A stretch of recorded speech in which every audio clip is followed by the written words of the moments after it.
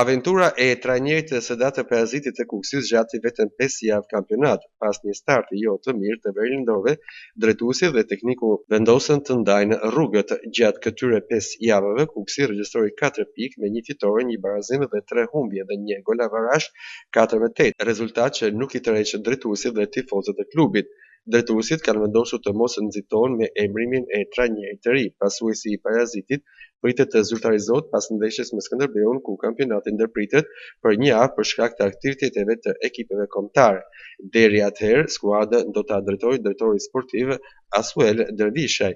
Kandidati kryesor për ta zënë vendin bosh është Emiliano Çela sipas Panorama Sport, duke u përfolur për rikthimin e tij në pankinë si një ish trajner i klubit, me njohuri të mirë të ambientit dhe lojtarëve.